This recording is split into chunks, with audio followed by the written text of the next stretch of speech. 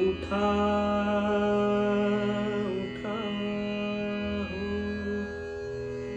सद्गुरु राया,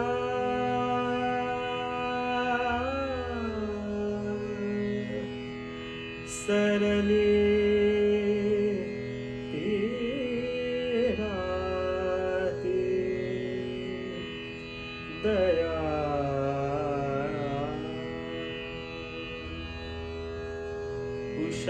उषकालचा आहे वारा,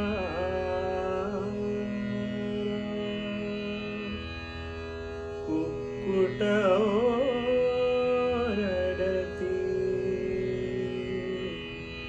सूर्य सारथी अरुणा पाहून प्राची निज चित्ती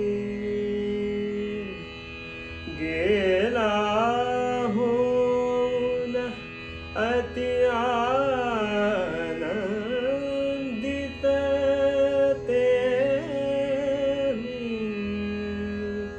वानुतिकी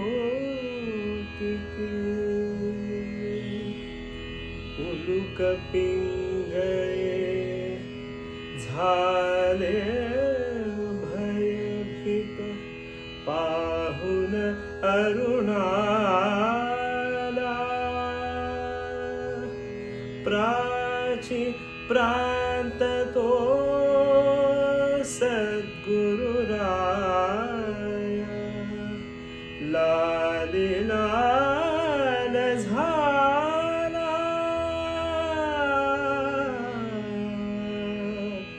चक्रवाक चंदोल पक्षिते, प्रभात काला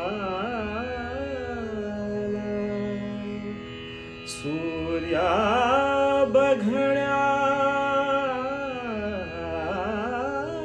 तुर होऊनी घालिती घिरट्याला, तेरी बघण्या तुला पातले, भक्त तुझे द्वारी दर्शन देऊनी तयास तारा, गणू भरे संसारी, गणू भरे संसारी,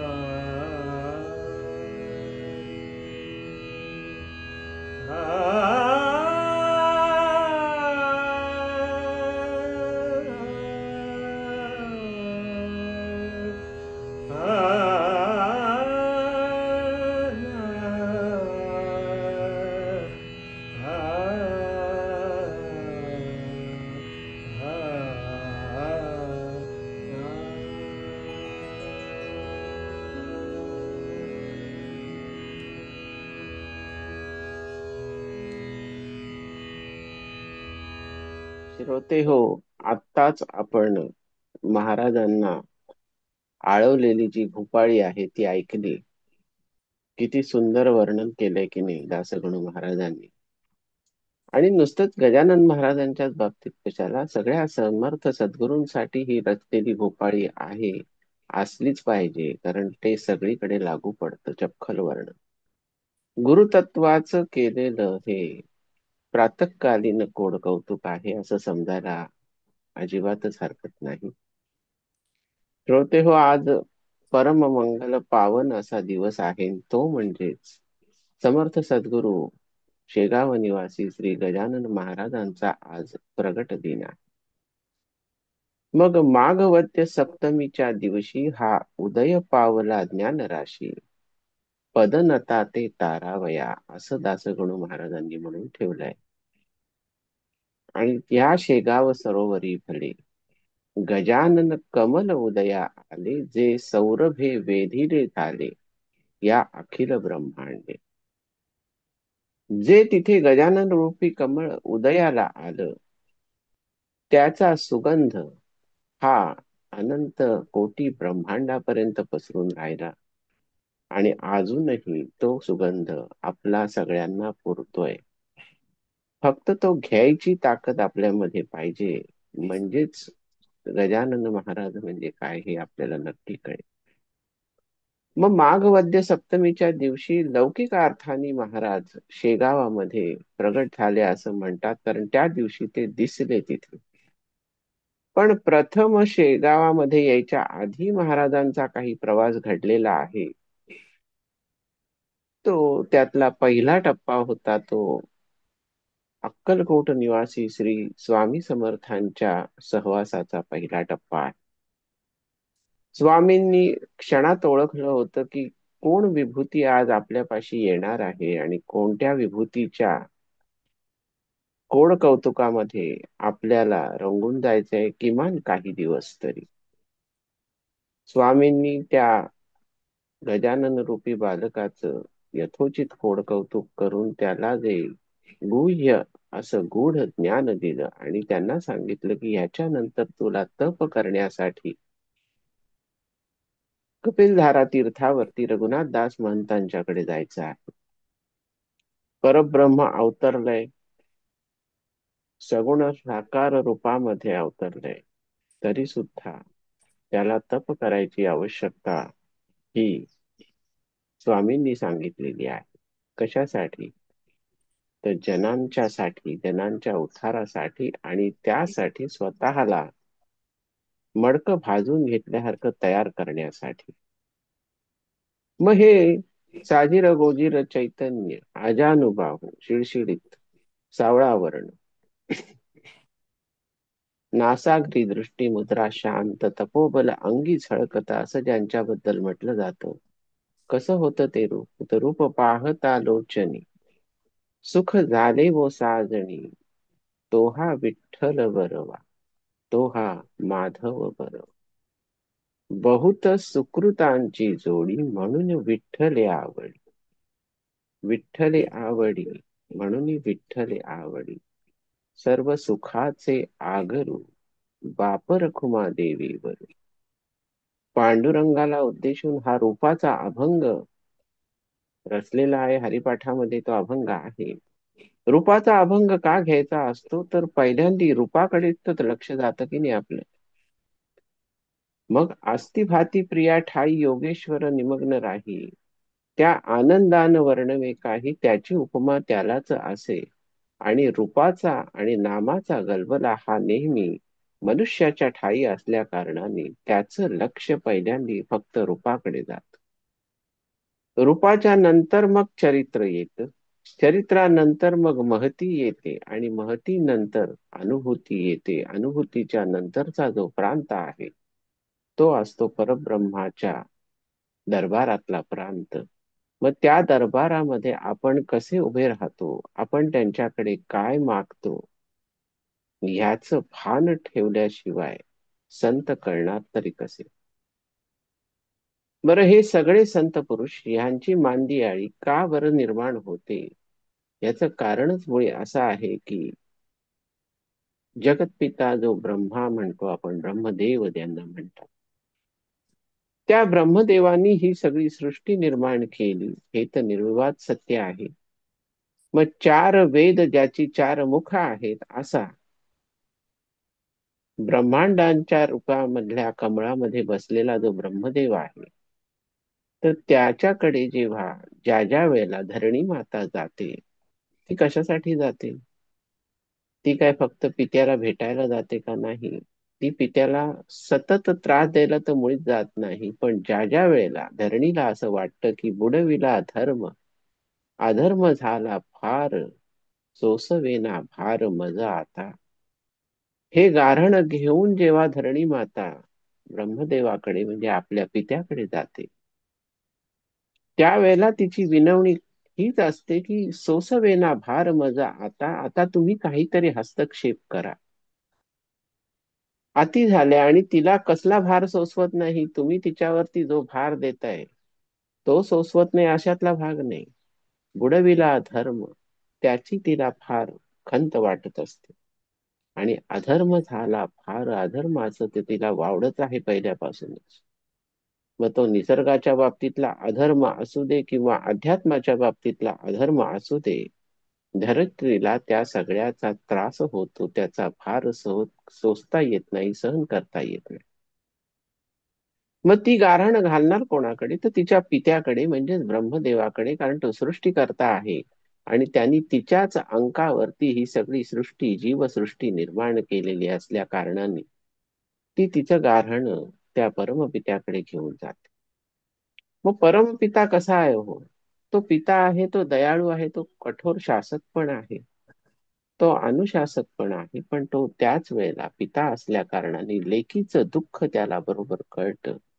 आणि तो म्हणतो की काही काळजी करू नको, माझं लक्ष आहे, मी त्या पद्धतीने हा जो अधर्म माजलेला आहे, हा बुडवलेला धर्म आहे, त्याचं पुनरुत्थान करण्यासाठी जी निर्मिती करून तुझ्याकडे पाठवणार आहे, त्या निर्मितीला लालन पालन मात्र तुला करायचं आहे.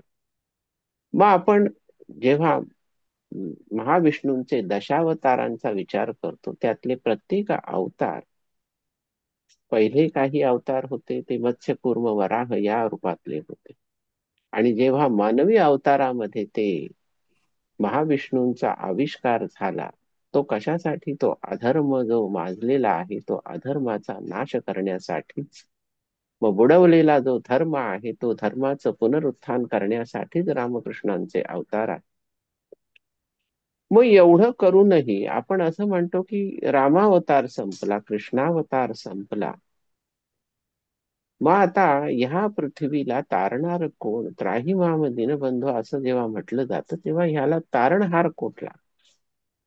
मग त्यावेळेला सुद्धा धरित्री माय अश्रू ढाळत असते की बाबा, आता हे एवढे लोकोत्तर अवतार माझ्या अंकावरती तू नांदवलेस, मी त्यांचं लालन पालन केलं, त्यांचं संपूर्ण अवतार कार्य माझ्या नेत्रांनी पाहिलं, माझा जीव तिथे सुखावला.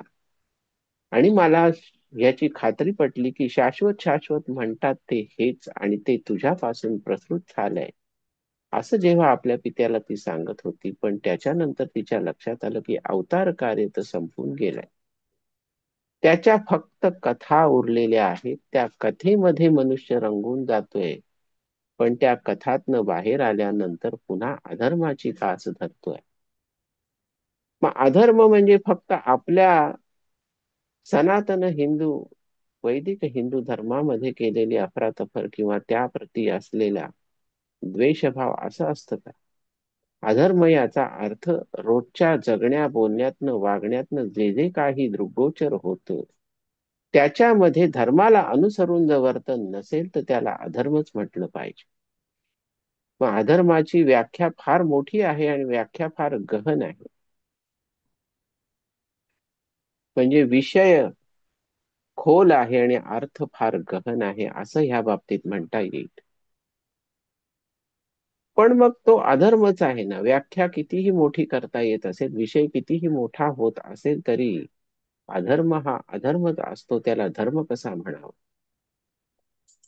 मग ही पृथ्वीला जी परत परत भ्रांत पडते की आता हे अवतार पुरुष तर संपून गेले, आता आपण काय करायचं? त्या वेळेला मग परब्रह्म परमात्मा कृपाळू होऊन आपला अंशात्मकरित्या कुठंतरी पृथ्वीवरती अवतरित करतो. आणि त्या अवतरणामधूनच ठायी ठायी आपल्याला जी संतांची मांदियाळी जमलेली दिसते, त्यांचं कार्यच मुळी हे आहे की त्या संपूर्ण समाजाला, जिथं जिथं अधर्म आहे, जिथं जिथं अविद्या आहे, जिथं जिथं अज्ञान आहे, जिथं जिथं मायेच्या पडद्यामध्ये, मायेच्या अवगुंठनामध्ये लोक अतिशय अडकून गेलेले आहेत, स्वतःला झाकून ठेवलेलं आहे, त्यातनं बाहेर यायची इच्छा नाही, ती अनंत पांघरुण अंगावरती पांघरलेली आहेत. कारण त्या पांघरुणामधलं विश्वच हे खरं विश्व अशी ही जनता मानते. त्या जनतेच्या पुनरुत्थानासाठी, तिच्या उद्धारासाठी जे परब्रह्म अवतरत त्यालाच आपण गुरुतत्वाचा अवतारित आविष्कार असं म्हणतो, त्याला संत पुरुष असं म्हणतात. मग माघ वद्य सप्तमीच्या दिवशी हा उदय पावला ज्ञान राशी कशासाठी, आणि तो कसा होता, तर तो कैवल्याचा पुतळा होता. कैवल्याचा पुतळा प्रगटला भूतळा, चैतन्याचा जिव्हाळा गजानन माझा. अनाथांचा मायबाप, मूळ अभंगात काय आहे, साधकांचा मायबाप. इथे आपण काय म्हणूया आपल्या गजानन माऊलीला, अनाथांचा मायबाप, दर्शने हारे ताप, सर्वांभूती सुखरूप गजानन माझा. मग कैवल्य, कैवल्य म्हणजे काय हो, कैवल्याचा पुतळा म्हणजे नेमकं काय असतं, तर कैवल्य म्हणजे मोक्ष आणि मुक्तीचं फार मोठं निधान आहे. कैवल्य म्हणजे आध्यात्मिक स्वातंत्र्य, कैवल्य म्हणजेच मुक्तीचा सोहळा, आणि कैवल्य म्हणजे एकमेवाद्वितीय संपूर्ण, संपूर्ण परिपूर्ण ते कैवल्य. कारण कैवल्याची प्राप्ती झाल्यानंतर दुसरं काही उरतच नाही ना, शेष काय उरणार. कैवल्याची प्राप्ती म्हणजेच त्या परमतत्वामध्ये मिसळून जाण्याचे क्षण आहे. मग एकदा का परमतत्वामध्ये मिसळून गेल्यानंतर तुमचं मागे अस्तित्व उरतच कुठे. अस्तित्वाला सामावून घेणार ते जे शिवतत्व आहे, ते जे विष्णू तत्व आहे, ते ब्रह्मतत्व आहे, त्या कोणत्या तत्वात आपण मिसळणार ह्याचा विचार करण्यापेक्षा त्या तत्वापर्यंत पोहोचण्यासाठी जो कैवल्याचा पुतळा प्रगटला भूतळा आहे, त्याच्याशी आपले ऋणानुबंध आपण किती जोडतो, काय पद्धतीने जोडतो, त्या ऋणानुबंधांना किती खरं ठरतो, किती जागतो, याचा विचार प्रत्येकाने केला तर लक्षात येईल की प्रगट दिन सोहळा साजरा करणं म्हणजे काय. आणि प्रगट दिन सोहळा साजरा करणं हा सगुणाचा सोहळा आहे बरं का. निर्गुण तत्व सगुणामध्ये अवतरित झालेला आहे. त्यांनी देहाच्या मर्यादा अवलंबिलेल्या आहेत, देहाचा आकृतिबंध धारण केलेला आहे. त्यामुळेच त्या देहाद्वारेच ते अवतार कार्यामध्ये कार्य करणार आहेत, म्हणून ते सगुण रूप आहे. वास्तविक अंतर्बाह्य ते निर्गुण तत्वच आहे ती. पण तुमच्यासाठी तो कैवल्याचा पुतळा, तुमच्या माझ्यासाठी तो कैवल्याचा पुतळा प्रगटला भूतळा, चैतन्याचा जिव्हाळा. इथे चैतन्याचा जिव्हाळा का म्हटलंय, तर चालत्या बोलत्या चैतन्याबद्दल आपल्याला प्रेम जिव्हाळा वाटतो, एखाद्या प्रेताबद्दल आपल्याला जिव्हाळा वाटतो का कधी. मग चैतन्याचा जिव्हाळा जेव्हा असतो तेव्हा चैतन्य चैतन्याला कायमच एकमेकाशी जोडून घ्यायचा प्रयत्न करत असतो. सर्वसामान्य माणसांच्या बाबतीत हेच आहे की आपण चालती बोलती चैतन्य आहोत, पण आपण ब्रह्मचैतन्य नाही आहोत, हे प्रत्येकाने लक्षात घेतले पाहिजे. मग चालत्या बोलत्या चैतन्याला जेव्हा चालतं बोलतं चैतन्यच प्रिय असतं, तेव्हा तिथं प्रिय असतं ते जिव्हाळा असतो. तिथे आनंदाचा भाग थोडासा असतो. मग आनंद म्हणजे प्रिया असं जर आपण समजलं, किंवा प्रिया म्हणजेच आनंद, अशा अर्थाने आपण हे रूपक घेतलं तर आपल्या असं लक्षात येईल की चैतन्याला चैतन्याच्या भेटीचाच जिव्हाळा असतो, चैतन्याच्या भेटीचीच आस असते, प्रिया त्याची तीच असते. कधी कधी काही कारणास्तव वादविवादासाठी समोर उभं ठाकलं तर तिथे प्रिया हरवलेली असते, याचं कारण तिथे भाव निराळा असतो.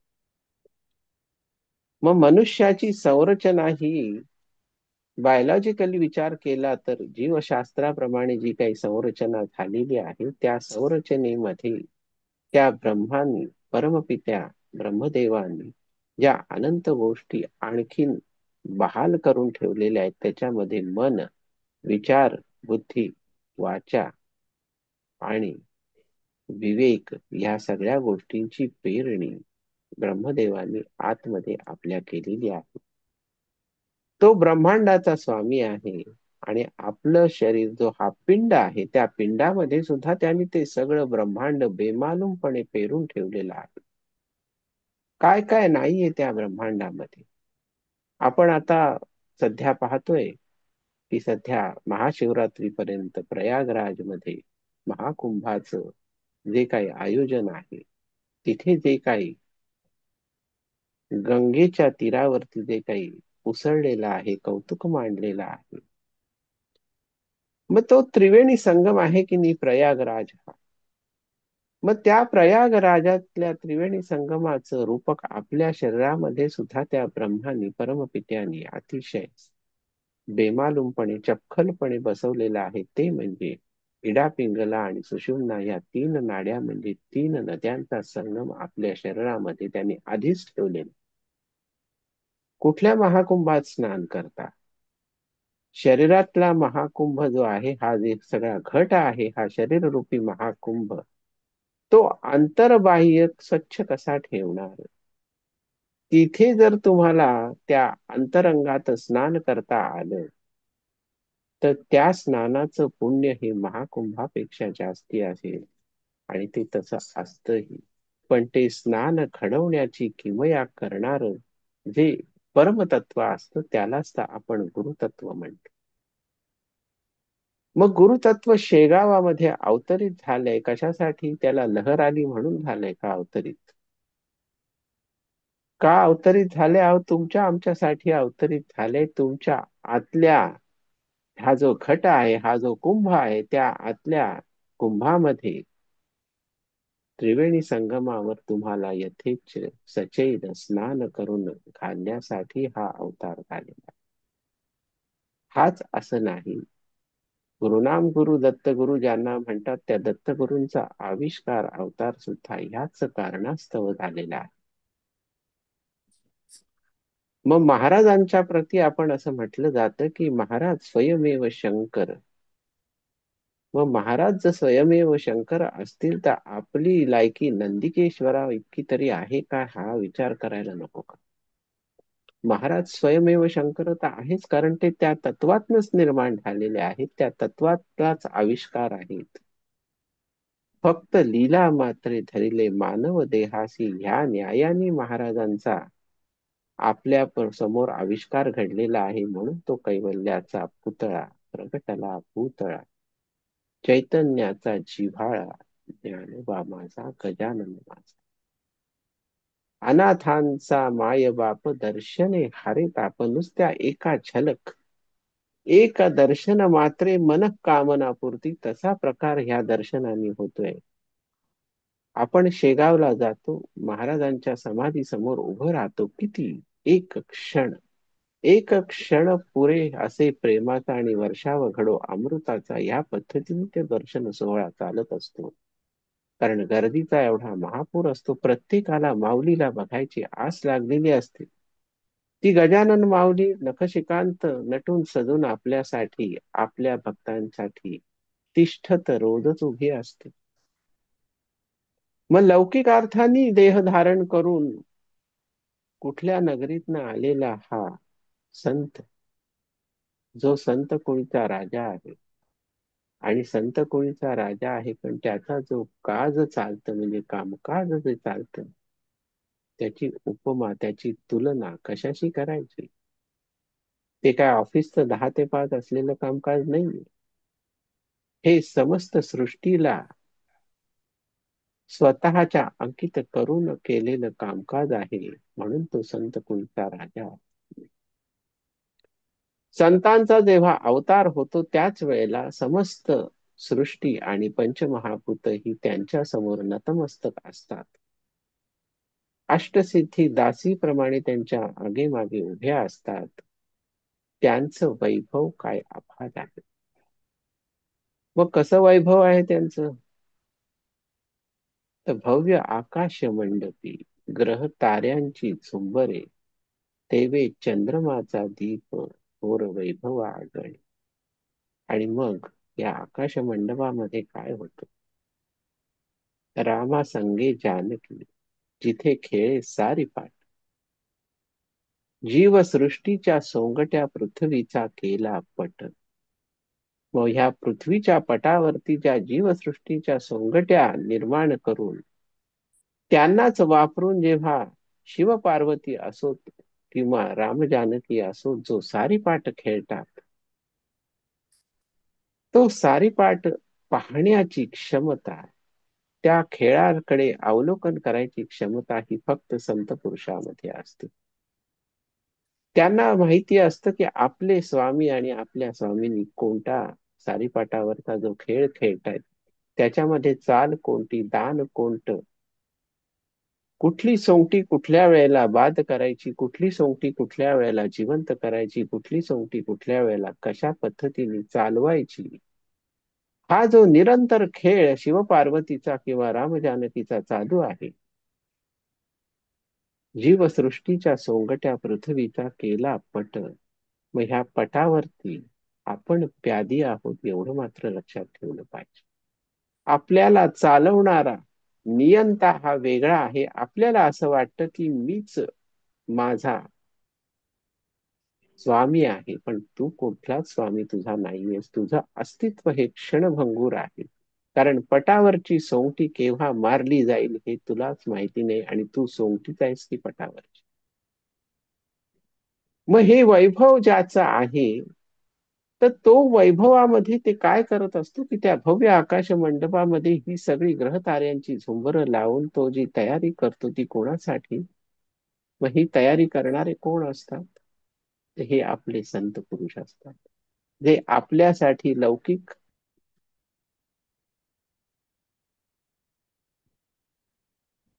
आपण स्मृतीमध्ये लख नोंदवून ठेवतो. आणि तो प्रगट दिन आला की आपली अवस्था ही भावावस्था आपोआप बदलते, कारण आपल्या माऊलीचं कौतुक आपण त्या दिवशी करणार असतो. मग उठा उठा हो सद्गुरु राया सरली ही राती, हे जेव्हा भोपाळीतनं त्यांना विनवलं जातं, तेव्हा आपण कौतुक किती करतो आपल्या सद्गुरु माऊलीचं. वास्तविक जो निद्रेच्या अधीन कधीच नसतो, जो नेहमी जागृत अवस्थेत असतो का, तर ह्या सगळ्या सोंगट्यांचा जो खेळ चालू आहे, त्या खेळाकडे त्याला डोळ्यात तेल घालून लक्ष द्यावं लागतं. कारण तो ज्याच्यापासून आलेला आहे, तो स्वामी तिथं त्या खेळाला बसलेला आहे, सारीपाटाच्या खेळाला. मग डोळ्यात तेल घालून जी माऊली जागी आहे निरंतर, तिला भोपाळ्या म्हणून उठवणं, तिला मंत्राभिषेक करून जागवणं, किंवा तिला मंत्राभिषेकामध्ये मंगल स्नान घालणं, हे सगळे उपचार कशासाठी आहे? ज्याच्या पायाशी गंगा आहे, ज्याच्या पायाशी नर्मदा आहे, ज्याच्या पायाशी सप्तसागर आहेत, त्याला स्नान घालणं हे केवढं मोठं कौतुक आपल्या मनाप्रमाणे आपण करत असतो. कारण आपली धीमती बुद्धी प्रज्ञा जरी आपण हे बुद्धिमत्तेचे स्तर पाहिले, तरी ज्या ज्या क्षणी आपण संतांच्या पाशी जातो, तेव्हा ती मती आणि प्रज्ञा ही प्राथमिक अवस्थेवरती येते. का येते? मग त्यावेळेला असंही काही जणांना अनुभव येतो की अरे इथं काही नाहीच आहे, इथं सगळा रिकाम टेकडा कारभार आहे, इथं ब्लँकनेस आहे. कशासाठी तो ब्लँकनेस आहे? आणि ज्यांना ज्यांना ह्या ब्लँकनेसचा अनुभव त्या सद्गुरु माऊलीच्या चरणावरती डोकं ठेवल्यानंतर येतो, त्यांच्यासारखे भाग्यवान तेच. कारण सद्गुरु माऊलीच अपेक्षाच मुळी अशी असते की तू रिकामा होऊन माझ्याकडे ये. तू तुझा मीपणा, अहंकार, षडरिपू, षडविकार, वासना हे माझ्या उंबऱ्याच्या बाहेर ठेवून ये. जेव्हा उंबरा ओलांडशील माझ्या समाधी स्थळाचा, माझ्या अस्तित्वाचा जिथे वास आहे, त्या समाधी स्थळाची, त्या स्थानाशी जेव्हा तो उंबरा ओलांडून आत येशील, त्यावेळेला हे सगळं बाहेर ठेवून यायची तुझ्यामध्ये क्षमता पाहिजे. आणि मग तू रिकामा होऊन माझ्यापाशी आलास की माझ्या पायावर डोकं ठेवल्यानंतर मी जरी देह सोडलेला असला तरी सूक्ष्मामध्ये मी तुझ्यावर जी कृपा करतो, तुझ्या मस्तकी जो हात ठेवत असतो, वरद हस्त माझा, त्यावेळेला तुझ्या त्या रिकाम्या डोक्यामध्ये मी जे काही त्या रिकाम्या मेंदूत भरत असतो की नाही, तीच तर खरी माझी कृपा असते. पण तुला ही सवयच नाहीये की तू सगळंच माझ्याकडे घेऊन येतोस, तुझे षडविकार, षडरिपू, अहंकार, वासना, आणि मग माझ्या पायावरती, माझ्या चरणावरती डोकं आदळतोस. तेव्हा तुझ्या मस्तकापर्यंत नेलेला वरद हस्त मला माग घ्यावा लागतो, कारण मला हे कळून चुकतं की मी जी कृपा तुझ्या मस्तकामध्ये, तुझ्या मेंदूमध्ये भरणार आहे, तुझ्या संपूर्ण शरीराला वेढून राहणारी जी कृपा आहे, ते कृपेचं दान घेण्यासाठी तुझ्या अंतर्बाह्य अंतरंगामध्ये कुठे जागाच शिल्लक तू ठेवलेली नाहीयेस. जरी हे ब्रह्मांड इतकं आतमधनं विशाल असलं तरी सुद्धा त्या विशाल ब्रह्मांडाला कालिया नागासारखे अनंत फण्यांच्या अहंकार रूपी नागाने तू वेढून टाकलेला आहेस. त्या विषारी डोहामध्ये माझी कृपा मी कशी काय करणार? मग हे जेव्हा माणसाला कळत नाही तरी सुद्धा सद्गुरू खूप कृपाळू असतात. ते कुठे ना कुठेतरी तो वरद हस्ताचा अस्पष्ट होईना, अस्पष्ट का होईना, तो स्पर्श करत असतात तुम्हाला. म्हणूनच त्यावेळेला असं वाटत राहतं की अरे, जे काही प्राप्त होतंय ना, जे दर्शन दिसतंय डोळ्याला, ती सजवलेली धजवलेली मूर्ती दिसतीये.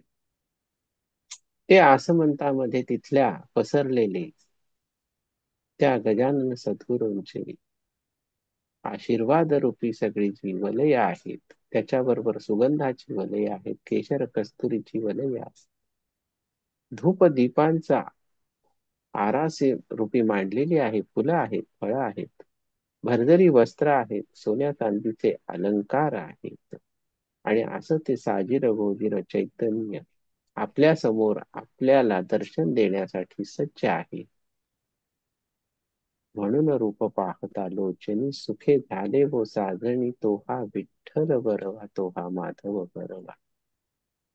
बहुत सुकृतांची जोड, पूर्व पुण्याईची जोडी आहे, सुकृत आहे, पूर्व सुकृत काहीतरी प्रबळ आहे, म्हणून इथं यायची बुद्धी झाली, असं आपण प्रत्येक वेळेला आपल्याला म्हणत असतो.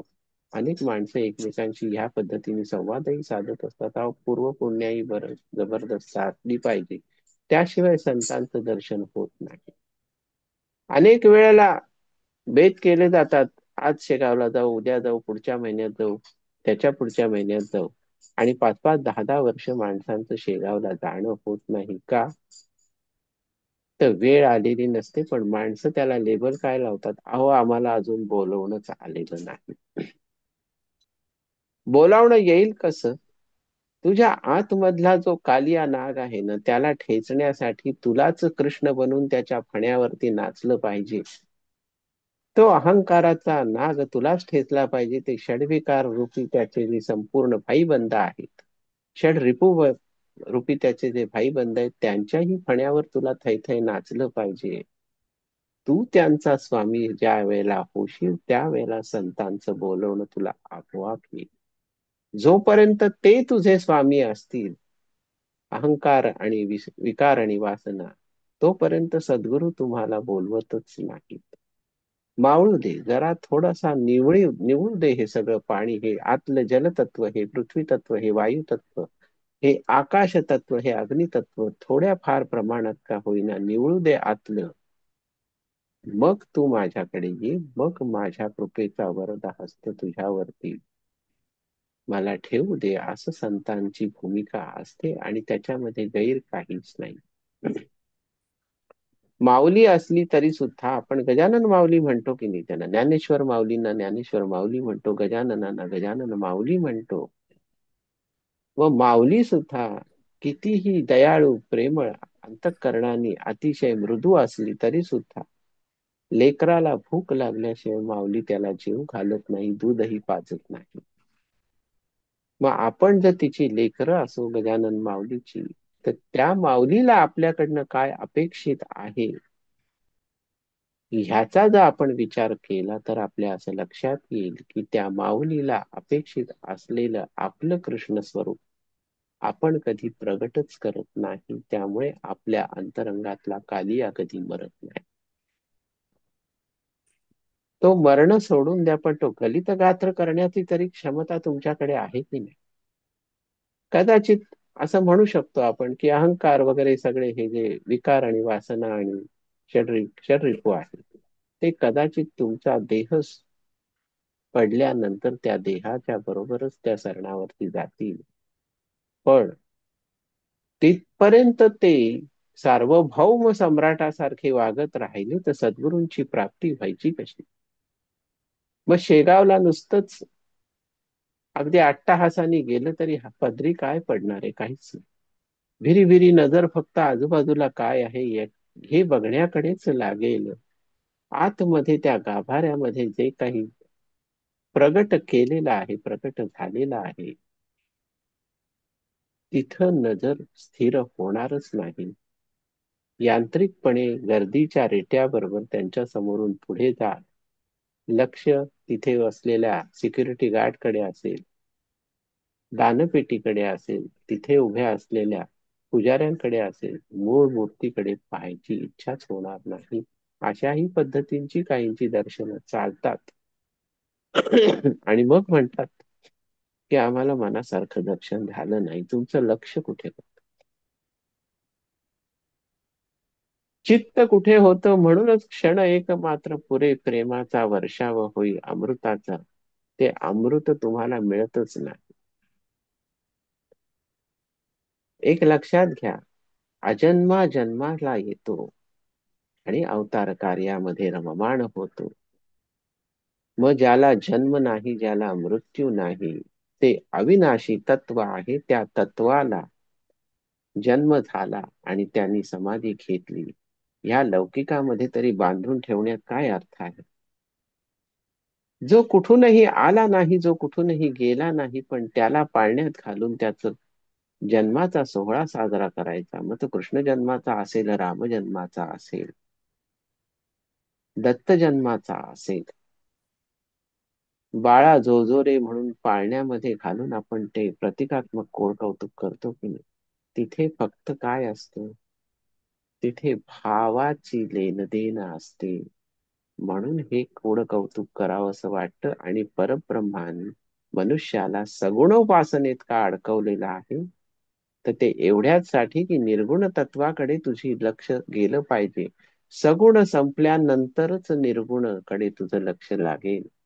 आणि ते तू तत्व खरोखर निसंशय अससी, असं आपण महाराजांच्या आरतीत म्हणतो की तत्व कोणतं आहे? निर्गुण तत्व आहे. आमच्यासाठी मनुष्य रूपात अवतरलेला आहेस. मग हे पाळण्यातलं कोड कौतुक आहे. बाळा जोजो रे म्हणून त्याला जोजवण्यात,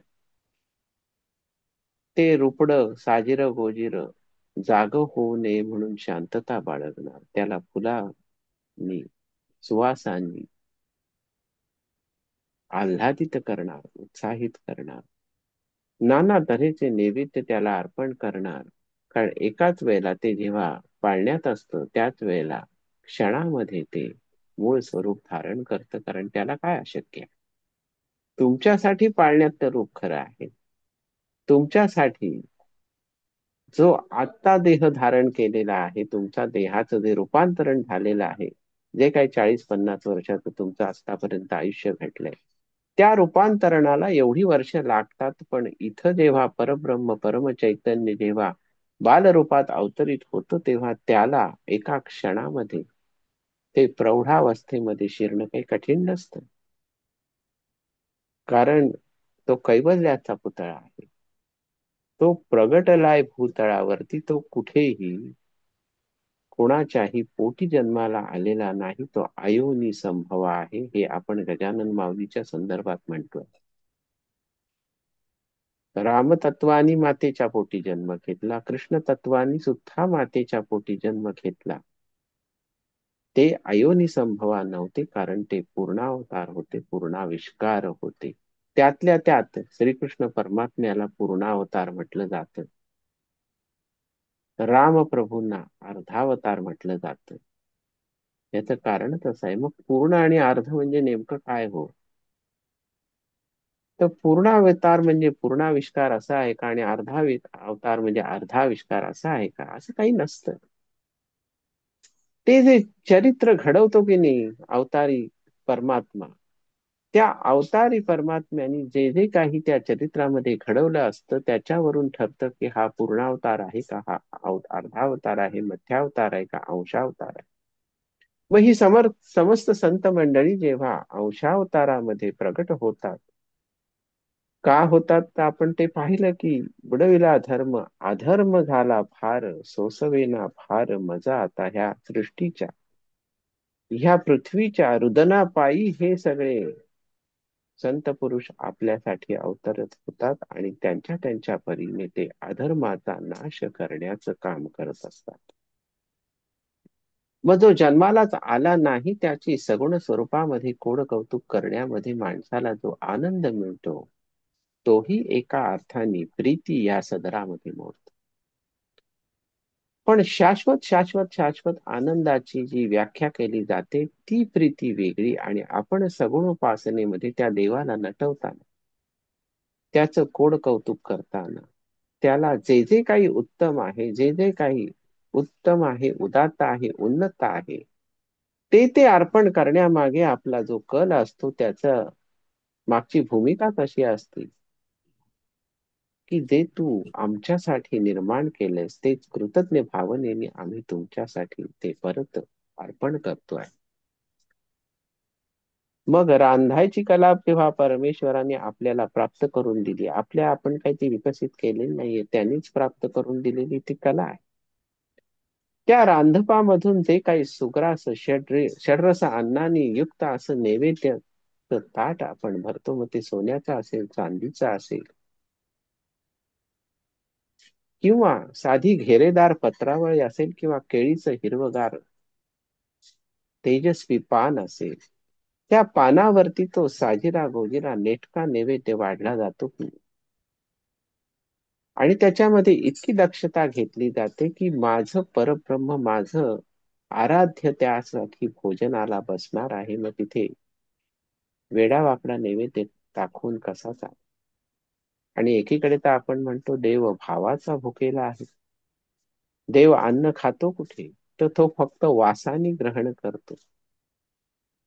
मग जे अन्न त्याला द्यायचं आहे ते सुग्रास असलं पाहिजे, सुवासिक असलं पाहिजे, त्याच्या गंध परिमळानेच क्षुधा नेहमी तप्त झाली पाहिजे, ह्या भावनेने त्याला सगळं अर्पण केलं जातं.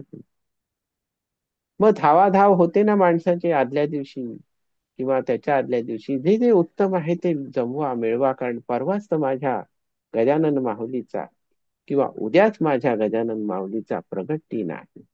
आणि मग त्या प्रगट दिना दिवशी प्रत्येकाची मानसिक लगबग, शारीरिक लगबग वेगळ्या अर्थाने, वेगळ्या अंगाने चालू असते, कारण भाव त्या दिवशी पुरता तरी त्या गजानन माऊलीच्या पायावरती, त्या चरणावरती वाहिलेला असतो. मग प्रगट दिन साजरा करताना त्याच्याकडे काय मागावं हो, हे आपण पाहिलं की भव्य आकाश मंडपी ग्रह ताऱ्यांची झुंबरे, तेवे चंद्रमाचा दीप थोर वैभव आगळे. मग असं ज्याचं वैभव आहे, जो अनंत कोटी ब्रह्मांड नायक राजाधिराज योगीराज परब्रह्म सच्चिदानंद सद्गुरु शेगाव निवासी समर्थ श्री गजानन महाराज की जय, हा जय जयकार ही ललकारी जेव्हा केली जाते तेव्हा आपल्याला माहिती असतं की तो कोटी ब्रह्मांडांचा स्वामी आहे, अनंत कोटी ब्रह्मांडांचा स्वामी, त्याचं वैभवच केवढं अपरंपार आहे की. मग ह्या सगळ्या वैभव संपन्न स्वामींच्या कडे मागावं काय, ज्याच्या दरबारामध्ये चंद्रमा पूर्ण तेजाने दीप स्वरूपामध्ये तेजाने तळपतो आहे, सूर्य त्याच्या 16 कलांनी तळपतोय, चंद्रमा 16 कलांनी तळपतोय. त्याचं वैभव आपल्या वैभवापुढे केवढं महान आहे, आणि आपलं वैभव त्याच्या पुढे किती कसपटा समान आहे याची जाणीव प्रत्येकाला झाल्याशिवाय राहत नाही. मग अशा वैभव संपन्न गजानन माऊलीकडे आपण काय मागावं. त्या माऊलीला जर आपण पांडुरंग स्वरूप असं समजलं, आणि ते पांडुरंग स्वरूप तर आहेतच, कारण त्या चैतन्याचा तो आविष्कार असल्या कारणाने आपण त्यांच्याकडे काय मागायचं. तर चंद्र भाऊ पांडुरंगा मन करा थोर, इथं मन बुद्धी विचार वाचा आपण आपल्यासारखी त्यांनाही चिकटवतो, म्हणून म्हणतो की मन करा थोर, कैवल्याच्या चांदण्याला केला चकोर. मग कैवल्य म्हणजे एकमेवाद्वितीय, कैवल्य म्हणजे मोक्ष मुक्ती, कैवल्य म्हणजे आध्यात्मिक स्वातंत्र्य. हे जेव्हा आपण विचारात घेतो तर ते जे चांदणं आहे, आता वास्तविक हे लक्षात घ्या, त्याचा भाव कायमचा तिथे जोडला गेला. ज्याच्या चित्तवृत्ती कायमच या अहंकाराच्या आणि विकाराच्या वासनेपासून दूर गेल्या, तोच हे म्हणू शकतो की कैवल्याच्या चांदण्याला भुकेला चकोर. आपल्या स्वतःला चकोराची उपमा दिलेली आहे की तो चकोर फक्त त्या मृग नक्षत्रातल्या पावसाचं थेंबर पाणी पिऊनच जगत असतो. चातक म्हणतात त्यात. आपली ही अवस्था तशीच आहे. आपण चातक आहोत. त्या सद्गुरु माऊलीच्या कृपेच वर्षावातले 2-3 थेंब जरी आपल्या चोचीमध्ये पडले तरी हे अंतर्बाह्य हे जे काही जनित्र आहे, हे यंत्र आहे मनुष्याचं, ते उथरून जाणार आहे ना. मग त्या कैवल्याच्या चांदण्याला भुकेला चकोर, चंद्र व्हाव पांडुरंगा मन करा थोर. तुम्ही थोर आहातच, पण जरा माझ्या बाबतीत जरा मन थोर करा. कैवल्याच्या चांदण्याला भुकेला चकोर. आणि मग अशा वेळेला जाणीव कसली असते की बालपणी खेळी रमलो, तारुण्य नासले, तेव्हा कधी तुझा आळवलं नाही, तुझं नाव घेतलं नाही. पण वृद्धपणी देवा आता दिसे पैल तीर. कोणता पैल तीर दिसतोय? तर मृत्यू नामक पैल तीर दिसायला जेव्हा लागतो वृद्धपणी, तेव्हा कुठंतरी भान आल्यानंतर हे म्हटलं जातं की वृद्धपणी देवा आता दिसे पैल तीर. मग तो पैल तीर मला दिसतोय मरणाचा, मृत्यूचा. त्याच्या आत काय ते मला साधून घ्यायचंय, म्हणून मी कैवल्याच्या चांदण्याला हा चकोर भुकेला आहे. तू दयाळू आहेस ना, तू माऊली आहेस, तू विठू माऊली आहेस, तू गजानन माऊली आहेस, तू ज्ञानेश्वर माऊली आहेस. मग तुझ्या कृपेचे 2 थेंब जरी माझ्या पदरात पडले ह्या जन्मामध्ये, आता जो जन्मामध्ये मी जे आहेत, तो जन्म उद्धरण्याचं फार मोठं कार्य होणार आहे. कारण मला आस आता लागली, कारण आता बुद्धी ठिकाणावर आली, धीमती बुद्धी प्रज्ञा आता कामाला लागलेत. इथपर्यंत सर्वसामान्य बुद्धिमत्तेच्या स्तरावरती मी तुला पाहत होतो, सगुणात पाहत होतो. तू निर्गुण आहेस माहित होतं, पण ते निर्गुण पाहण्याची क्षमता माझ्याकडे नव्हती. पण आता मला ती आस लागली, जेव्हा पहिलं तीरावरचा मृत्यू दिसतोय तेव्हा. मग तेव्हा तू कृपाळू होशील का? तेव्हा तू दयाळू होशील का? मला मान्य आहे, बाळपण खेळात गेले, तरुणपण विषय वासनांमध्ये नासून टाकले, पण मृत्यू कोणाला चुकत नाही. तो त्याचा पहिलं तीर तुम्हाला दाखवल्याशिवाय राहत नाही. तो जेव्हा दिठीला दिसायला लागतो, त्यावेळेला मला हे कैवल्याचं चांदण तू माझ्या या मनुष्य देहातल्या आतल्या ब्रह्मांडामध्ये पाडशील का? याचा याची आळवणी त्या पांडुरंगाकडे केली आहे. याची आळवणी त्या गजानन माऊलीकडे, त्या ज्ञानेश्वर माऊलीकडे केलेली आहे. मग काय म्हटलं जातं पुढे की पहिलं तीर दिसायला लागल्यानंतर हा जन्मामध्ये हौस फिटलेली असते. मग काय म्हणतात, जन्म मरण नको आता, नको येर झार, नको ऐहिकाचा नाथा व्यर्थ बडीवार. ऐहिक किती क्षणभंगूर आहे, किती फुकटच्या बडेजावानी नटलेला आहे, ह्याची जाणीव झाल्यामुळेच तर मला कैवल्याचं चांदण माझ्या अंगणात आता पडू दे असं वाटायला लागलेलं. चराचरा पाहण्या हो जाहला उशीर, पांडुरंग पांडुरंग मन करा थोर. आता कसला उशीर झालाय? चराचरा, चर आणि आचर ह्या 2 संकल्पनामध्येच असा हा सगळा मनुष्य मात्राचा जन्म अडकलेला असतो की सजीव आणि निर्जीव, चर आणि आचर. तर ह्याच्यामध्ये मनुष्याची भ्रांती सगळी अडकलेली असते. त्याची जाणीव या 2 तत्वात अडकलेली असते. आणि तो समजत असतो आयुष्यभर जे अचर आहे ते कधीही चल होत नाही, ते निर्गुण, आणि ते चालतं बोलतं ते चर असतं, ते सगुण. मग ह्या एवढ्या प्राथमिक भ्रांतीत अडकल्यानंतर चराचरा पाहण्या हो झाला उशीर, ह्या अर्थ काय होतो की ह्याच्यातच अडकून राहिले. पण खरं चर काय आणि खरं आचर काय, खरं सगुण कोणतं खरं निर्गुण कोणतं, ह्याच्यामध्येच आम्ही अडकलेलो असल्या कारणाने आता सगळाच उशीर झालेला आहे. तो पहिलं तीर दिसायला लागलेला आहे. मग पांडुरंग पांडुरंग मन करा थोर. म्हणजे तुझं नाव घेऊन तुला सांगतोय की मन करा थोर आणि कैवल्याच्या चांदण्याला भुकेला चकोर, कारण तू कैवल्याचा पुतळा आहेस. प्रगटाला भूतळा चैतन्याचा जिव्हाळा गजानन माझा, अनाथांचा मायबाप दर्शनी हरे ताप, सर्वांभूती सुखरूप गजानन माझा. गजानन महाराजांच्या प्रगट दिनानिमित्त आपण आज इथं सगळेजण जमलेलो आहोत. त्यांचं गुणगान ऐकण्यासाठी जमलेलो आहोत. मग आपापल्या परीने आपण प्रत्येक जण हा जो प्रगट दिन सोहळा आहे तो जसा आपल्याला रुचेल पचेल झेपेल, जसा परवडेल त्या पद्धतीने आपण तो साजरा करणार आहोत सोहळा. मग सकाळच्या काकड आरतीपासून भोपाळीपासून ते संध्याकाळच्या शेजारतीपर्यंत, संध्याकाळच्या दुपारती नंतरच्या शेजारतीपर्यंत जे जे काही आहे, मग त्याच्यामध्ये पालखीचा सोहळा आहे. इतकी नृत्य कल्पना आहे की आपल्या सद्गुरु माऊलीला आपल्या नगरामध्ये प्रदक्षिणा करवायची आहे, ती सुद्धा पालखीमध्ये. आणि जसं आपण म्हणतो की भगवंताकडे षडगुण आहेत, तर त्या षडगुणाचे कोंडे त्या पालखीला लावले आहेत अशी आपण कल्पना करतो. आणि मोठ्या गजरामध्ये ती पालखी नगर प्रदक्षिणेला निघते. मग माऊली तिथून परत आल्यानंतर विसावते ना, कारण दमलेली असते माऊली नगर प्रदक्षिणा करून. ती विसावल्यानंतर तिचं मनोरंजन करण्यासाठी भजन मांडलं जातं, टाळ मृदुंगाचा गजर जयघोष केला जातो. सुरुवात पण तिथे रूपाच्या अभंगानेच होते, कारण रूपामध्येच तर आपण अडकलेलो आहोत की नामरूपाचा गलबला प्रकृतीच्या आश्रयात आणि अस्तित्वाती प्रिया ठाई योगेश्वर निमग्न राहील. त्या आनंदानं वर्णवे काही, त्याची उपमा त्यालाच असे.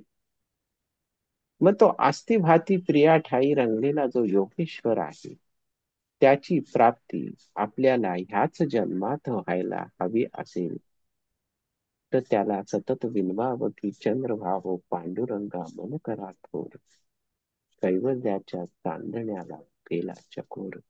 ही माऊली खरोखर दयाळू आहे, मृदू अंतःकरणाची आहे, स्नेहार्द्र दृष्टीची आहे. ती तुमच्यावर कृपा केल्याशिवाय राहील काय? फक्त ती एवढीच वाट बघत असते, अरे तू तळमळून कळमळून मला कधी सांगशील की मला भूक लागली, मला तुझ्या कैवल्याच्या चांदण्याची भूक लागलेली आहे, आस लागलेली आहे. ती माऊली तुम्हाला क्षणात जवळ घेईल, क्षणात कवेत घेईल. फक्त माऊलीला एकच मागावं, गजानन माऊलीला की भाव दे मला, माझ्या आतला भाव हा सक्षम कर.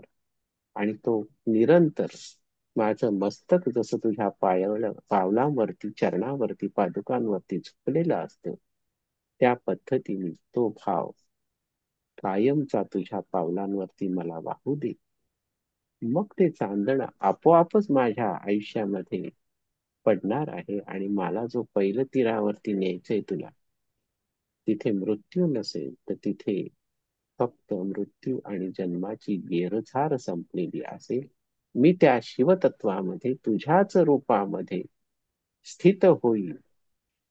मग मी तुपणाची बोळवण कायमची निघून जाईल. एवढंच मागणं आज ह्या प्रगट दिनाच्या निमित्ताने आपण गजानन माऊलींच्या चरणापाशी करूया. अनंत कोटी ब्रह्मांड नायक राजाधिराज योगीराज परब्रह्म सच्चिदानंद सद्गुरु शेगाव निवासी श्री गजानन महाराज की जय.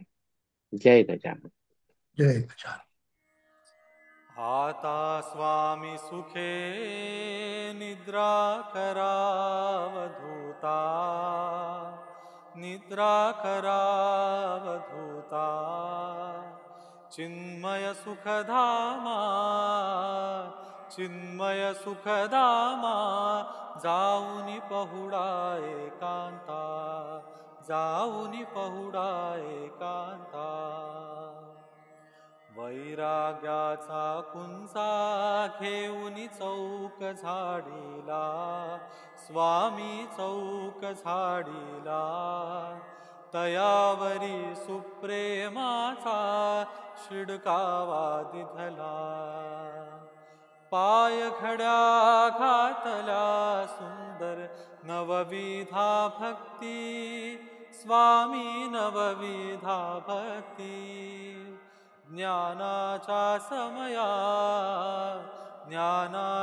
समया उजळूनी लाविल्या ज्योती उजळूनी लाविल्या ज्योती आशा तृष्णा कल्पनांचा सांडूनी गलबला स्वामी सांडूनी गलबला दया क्षमा शांती दया क्षमा शांती दासी उभ्या सेवेला दैत्याचे कपाट लावून एकत्र केले स्वामी एकत्र केले दुर्बुद्धीच्या गाठी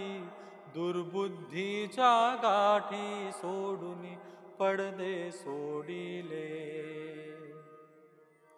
भावार्थाचा मंचक हृदयाकाशी टांगिला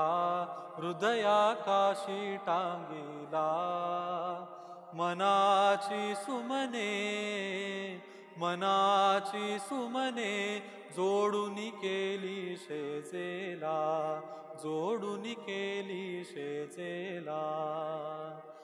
अलक्ष उन्मनी नाजूक दुशेला स्वामी नाजूक दुशेला निरंजनी सद्गुरु माझा निजी निजेला निरंजनी सद्गुरु माझा निजी निजेला आता स्वामी सुखे निद्रा करावधूता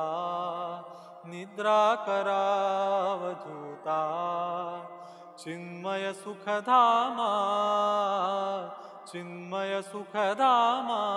जाऊनी पहुडा एकांता जाऊनी पहुडा